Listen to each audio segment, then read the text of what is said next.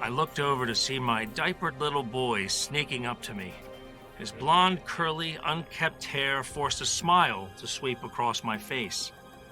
I watched him creep closer to my desk with something unseen clenched between his hand and whispering the same wittful phrase. Who is it? It was his first sentence, and also quite impossible that he understood what he was saying. Despite this, his intonation was such that I deemed him aware that his sounds formed a question. I tried to see what it was that he held in his grasp, but could only make out that it was small. I looked back at the computer screen and the email I had repeatedly tried to read to no avail. The words simply blurred together. They were a scramble of letters neatly arranged but incapable of triggering any meaning for me. Finding little interaction, my son made his way back into the living room to find something more engaging to play with, but it was not long before.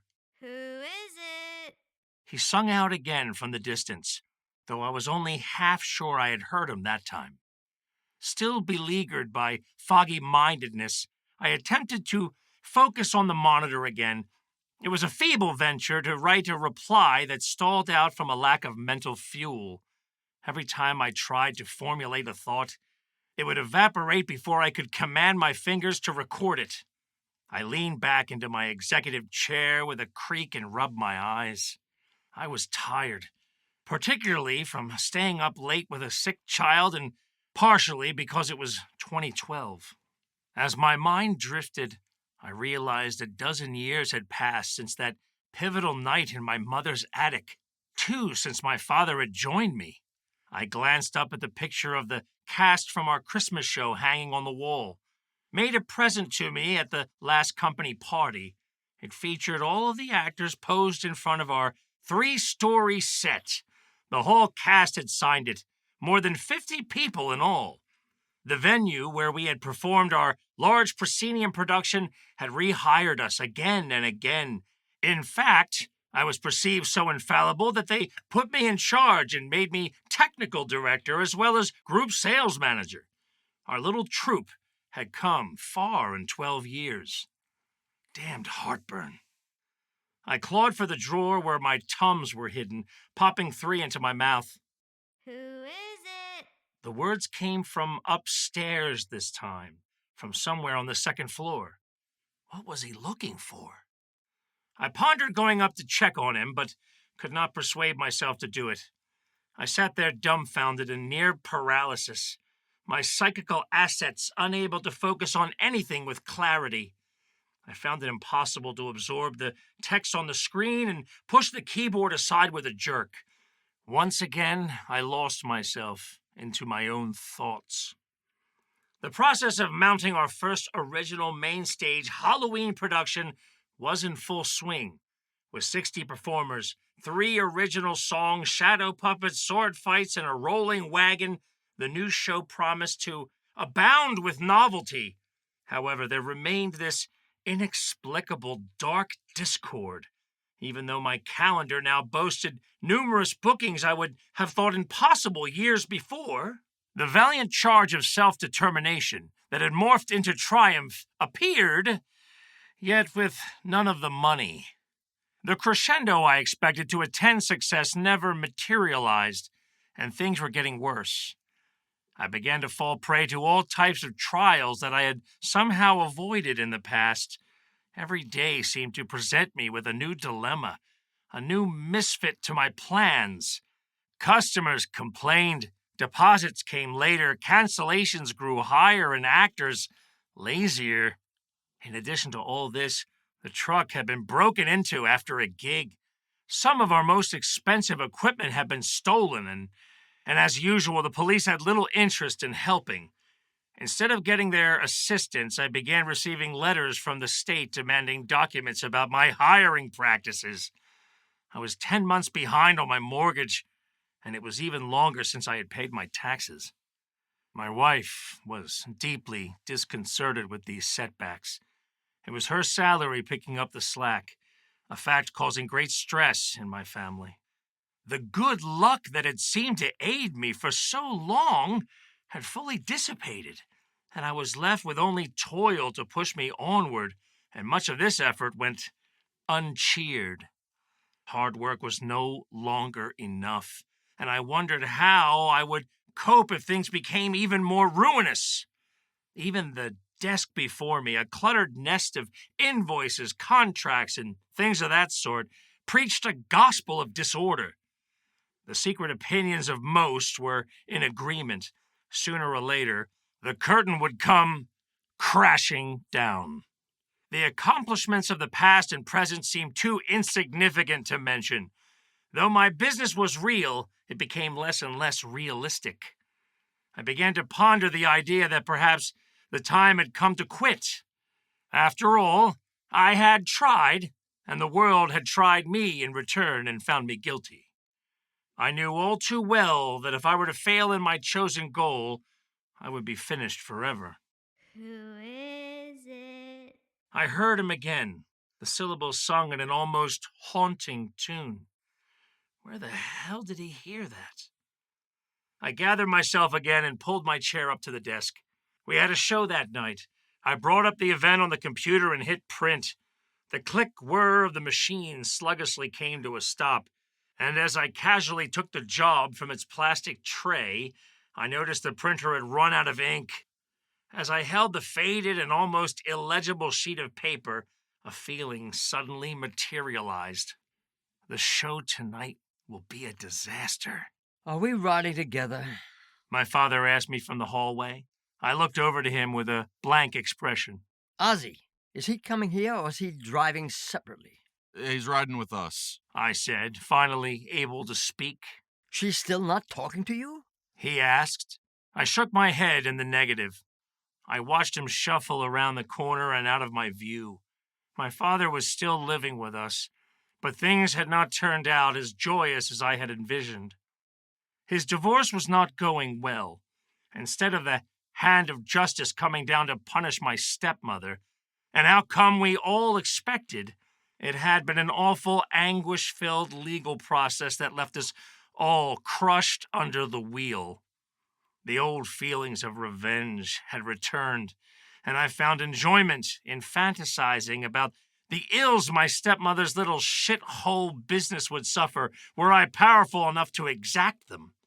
In fact, I drew my fantasies so vividly that they began to resemble more of a recurring curse than a daydream.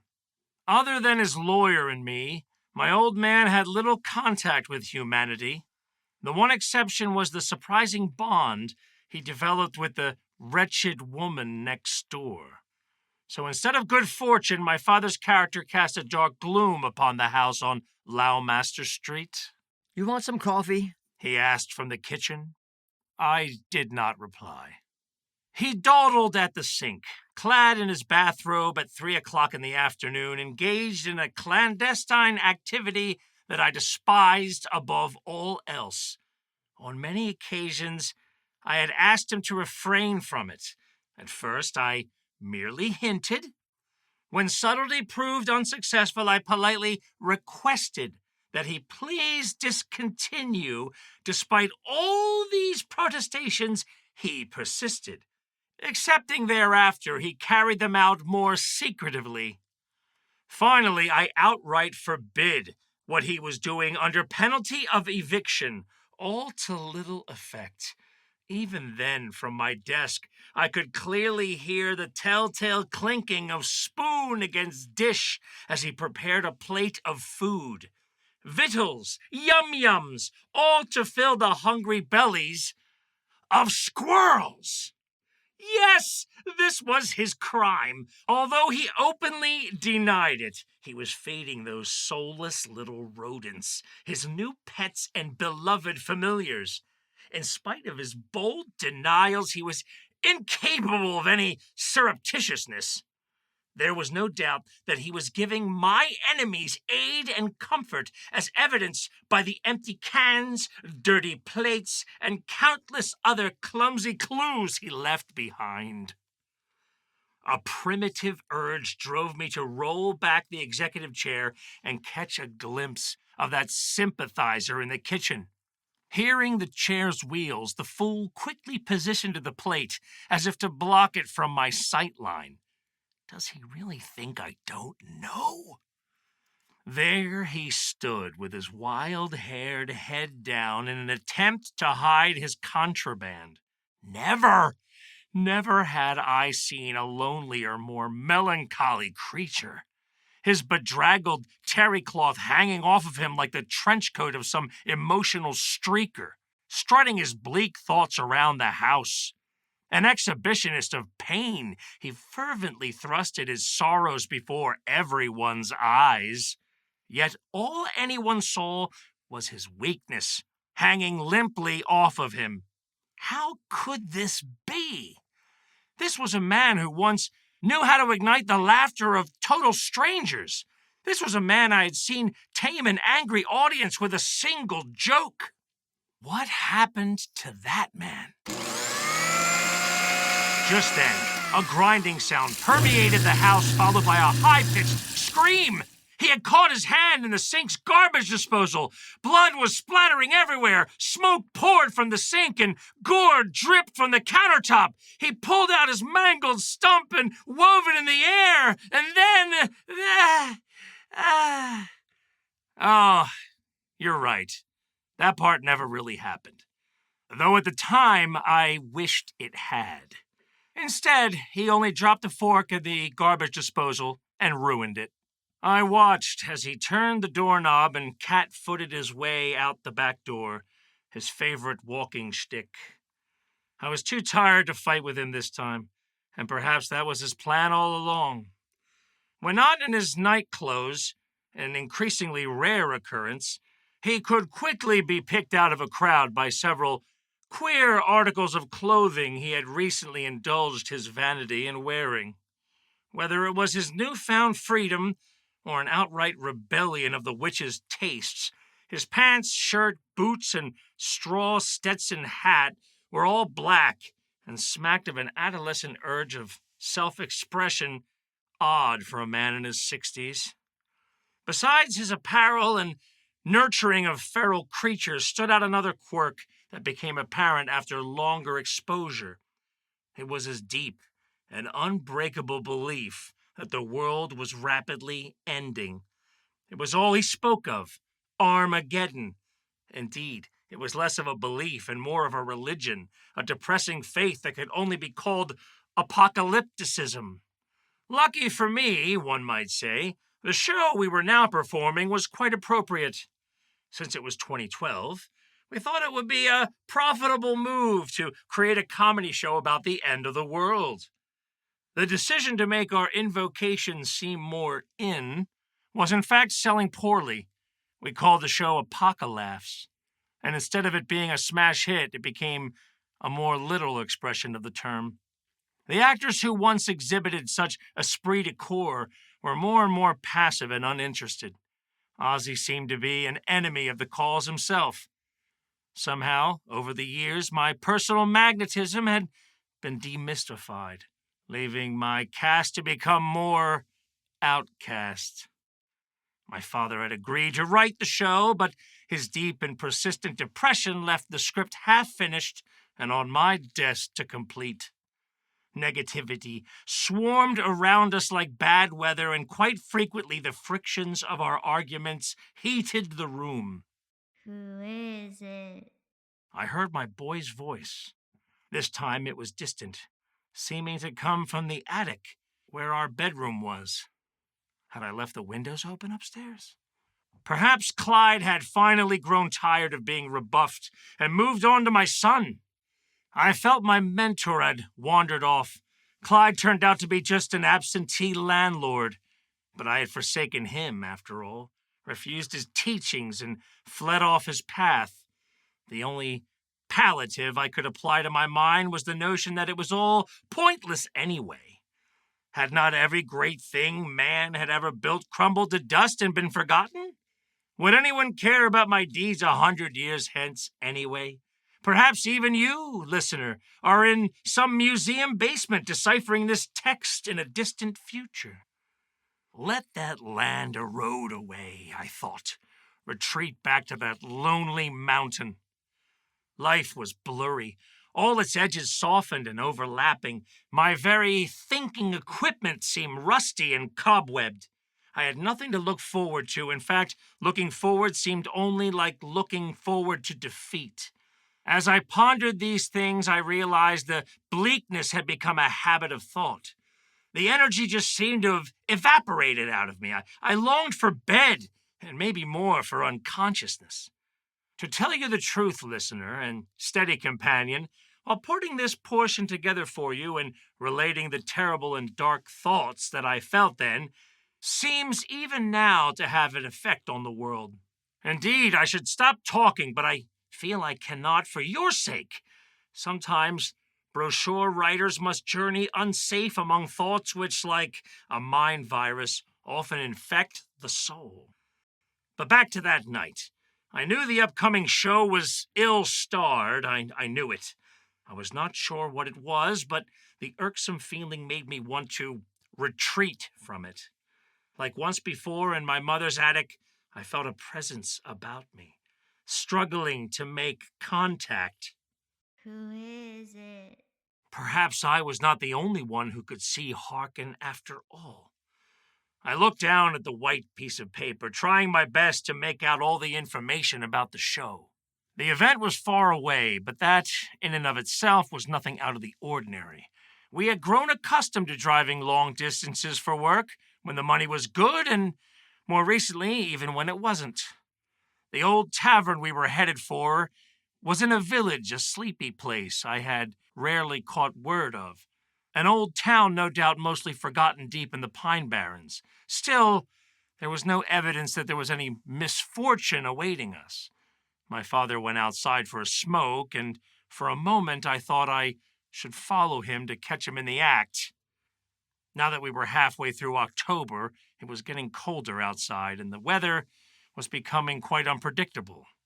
With the drop in temperature, I had acquired an eerie intuition. Something or someone whispered into the wind a warning. Let me close my eyes for a while.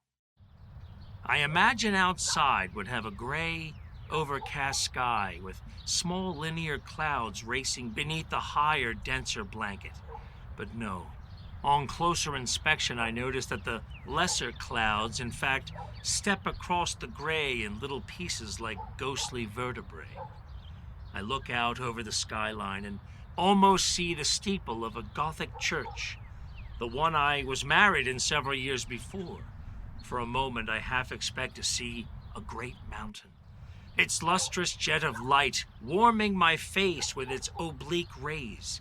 It is a place that I remember well, yet have not seen in some time. There is a crisp charge to the air, almost like an emotion, finely atomized and diffused throughout the wind whistling about me. A large oak in my neighbor's yard is shedding its golden leaves in the breeze when a quick movement catches my eye in the upper branches. A small squirrel is running down the massive trunk, spiraling its way to the bottom until it is able to see me. I meet its eyes for a few moments, contemplating if that little beast had gotten fat off the old woman or my father. I feel a tug at my leg and lower my gaze to see my son smiling up at me. I reach down to pick him up as a gust of wind rattles the gutters along the back of my row house. My father is standing by the overgrown fence, clogged with dead plants and creepers, turned brown from the intruding cold. He's smoking a cigarette and wearing sunglasses, apparently loitering there often, his behavior slowly turning my backyard into his personal ashtray. Posed under an overcast sky, he is not wearing those glasses to impress me, but rather the invisible spectators he imagines care to look at him. I notice that the backyard has been sorely neglected. The grass is high, weed-riddled, and lifeless. The bushes are wild and untrimmed, all fencing choked by runaway vines which had swallowed everything before they lost their green in the autumnal air. Old set pieces pierce through the vegetation, resembling old ruins, the wood and paint rotting away like a show's graveyard. Daddy? my son whispers into my ear. As I adjust him in my arms, I hear a strange rustling beside me.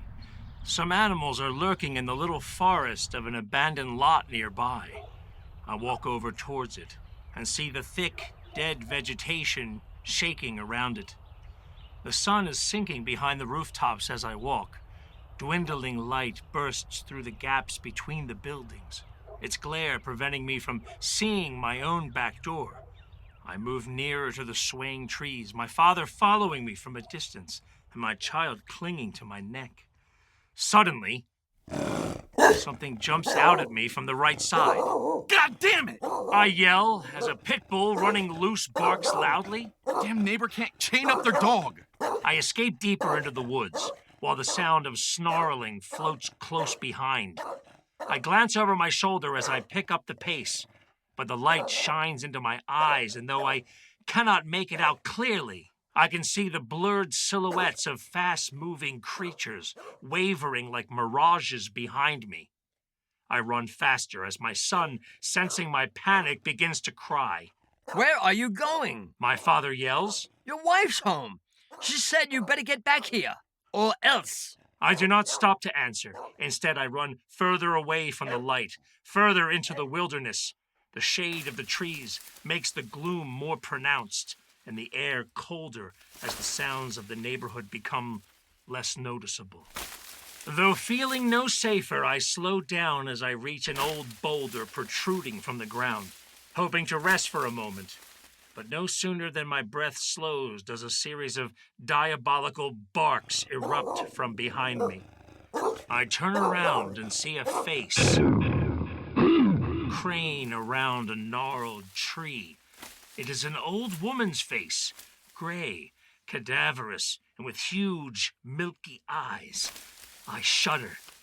The hag leans against the tree, her clothing a soaking nest-like mass of rotting things that smell as if they'd once lived. She also wears a thin red smile that curls upwards at the ends like a slit throat. A small squirrel-like creature chitters on her shoulder, its brown and snarled pelt resemblant of grass disgorged by some sickly dog, fading morosely into her mangled apparel. At her belt swings a clumping of ore held by a bulging net. At my gaze, she squinches an eye and points a long, bony finger towards me, and with shaky lips snickers to her familiar, Dread he! Shred he! Suddenly, from behind her emerges another larger creature. A horribly ugly, matted beast, same as before, a grogrung. Its brown, dripping, wet fur hung from its skinny, hunched-over frame. It carries a sharpened stick in one hand and a rock in the other. It lunges forward. The hag, she guides them. I take off behind the rock, running away from the blinding glare. My son lets out a terrible cry, and at that sound comes another. The scream of something in the distance.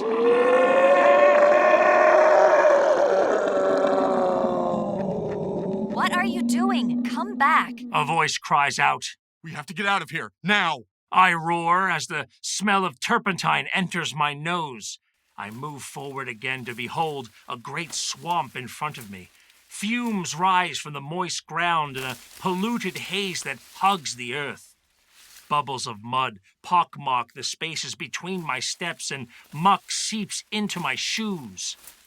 The trees ahead of us are dying, and a filthy hazel water riddles the landscape.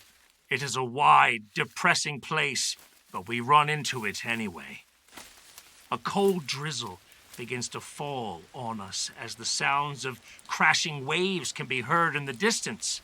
It seems as if the very lands are slowly being overtaken by a rising tide, bringing a relentless flooding surge that will soon surely inundate the area.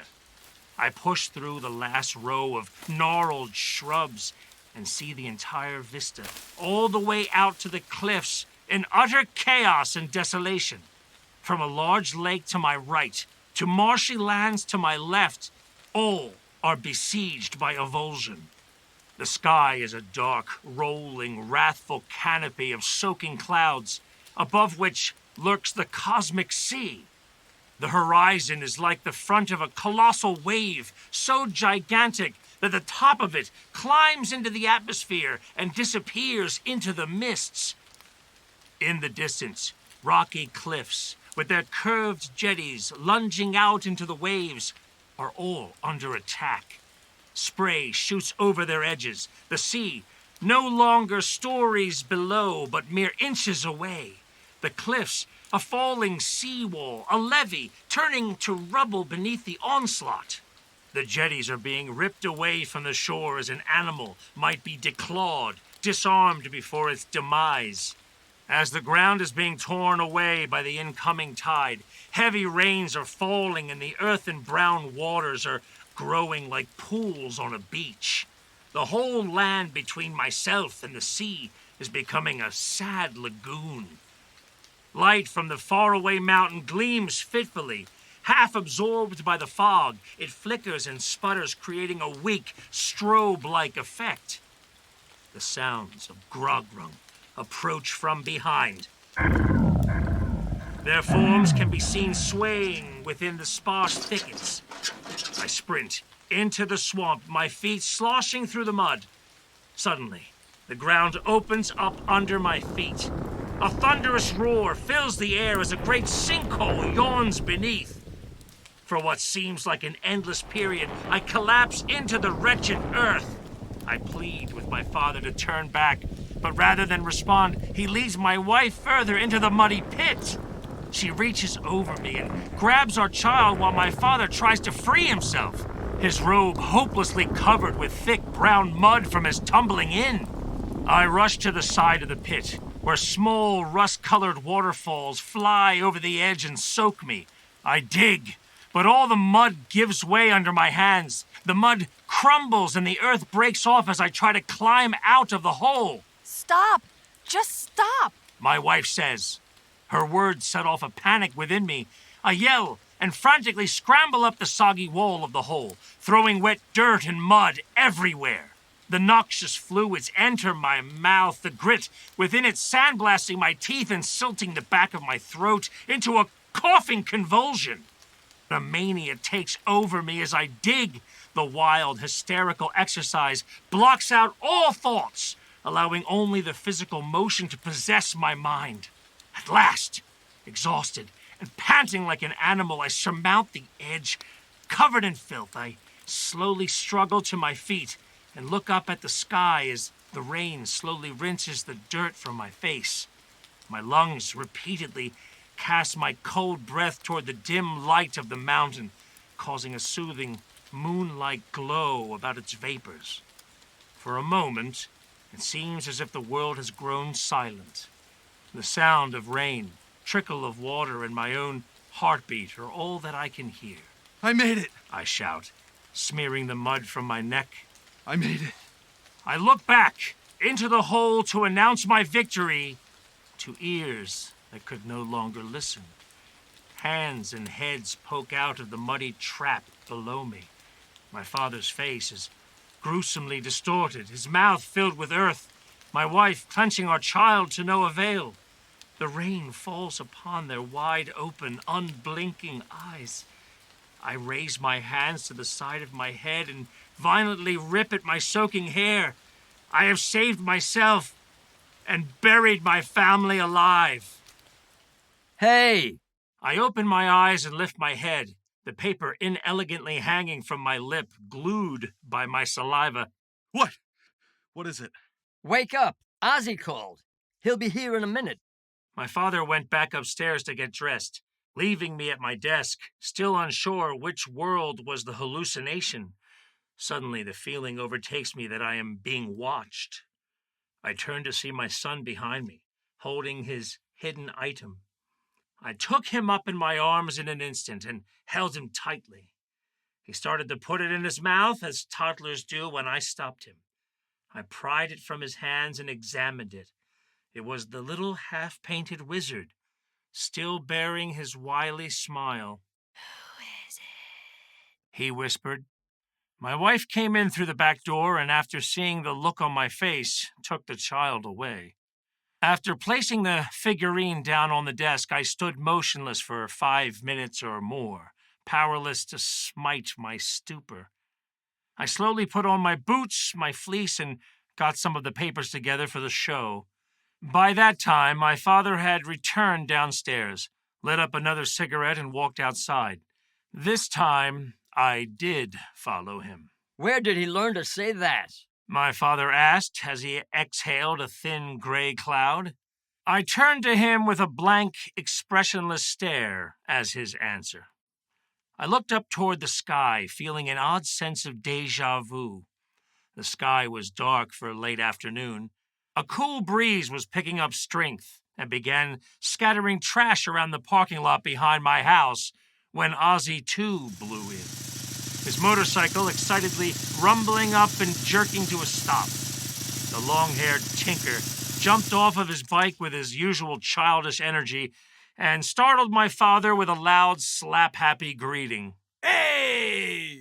You must know my father was accustomed to general bouts of boisterousness interspersed with fatalistic periods of introspection, the latter state often leaving him unaware of his surroundings and what was going on around him.